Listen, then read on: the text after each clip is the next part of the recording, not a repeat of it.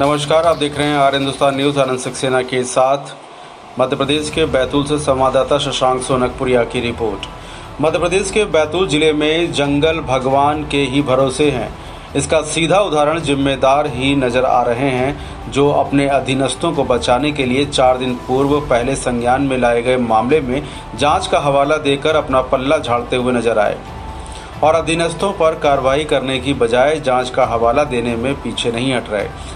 ताज़ा मामला है पश्चिम वन मंडल की गवासेन रेंज से सामने आया है। ये मामला जहां कुर्सना रेंज कार्यालय परिसर से लगे रेस्ट हाउस में भवन निर्माण के नाम पर 200 से अधिक की गोलाई का सागौन का हरा भरा पेड़ डिप्टी और नाकेदार ने मिलकर कटवा दिया।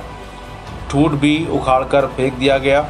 इस मामले में डीएफओ को अवगत करवाया गया कि जिम्मेदार पर कार्रवाई करने के बजाय डीएफओ अज्ञात के नाम से पीओआर किए जाने और जांच चलने का हवाला देकर मामले से अपना पल्ला झाड़ लिया।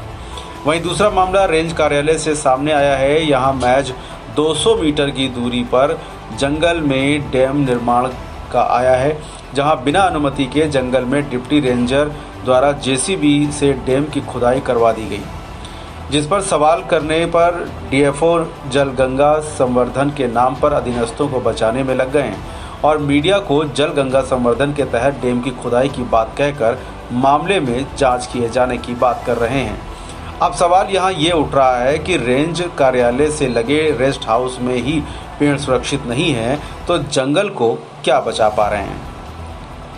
जंगल को क्या बचा पा रहे होंगे ये जिम्मेदार अधिकारी?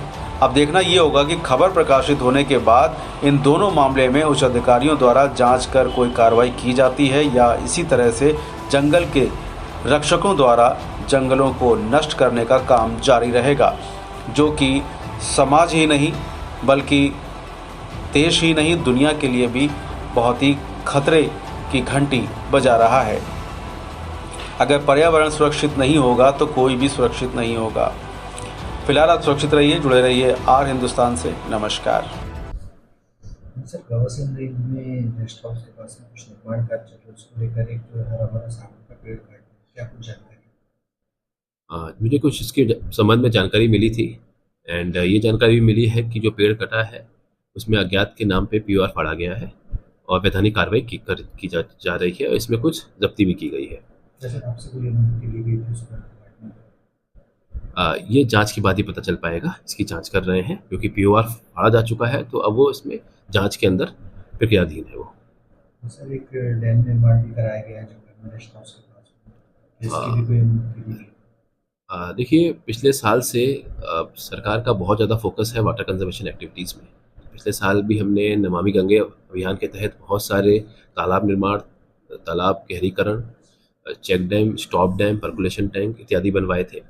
इस साल भी फायर सीज़न स्टार्ट हो चुका है। इसके तहत भी हमने अपने अधीनस्थ कर्मचारियों और अधिकारियों को आदेश किया गया है कि आप अधिक से अधिक जलगंगा संवर्धन परियोजना के तहत भी ऐसे कार्य करवाएं। अब ये जांच का विषय है, इसमें जांच करवा रहे हैं। जांच के बाद ही पता चल पाएगा कि ये किसके तहत बना हुआ है। सर, इसमें जानकारी ये भी आ रही है कि इसमें कोई टीएस नहीं हुई और जनरल में जेसीबी से खुदाई करवाई गई। इसको लेकर आप क्या कार्रवाई? हाँ, इसमें हमने एसडीओ साहब को के लेवल के अधिकारी को हमने जांच दी है। ये 3 से 4 दिन में जांच कंप्लीट हो जाएगी, तब स्पष्ट पता चल पाएगा कि क्या कारण रहा है।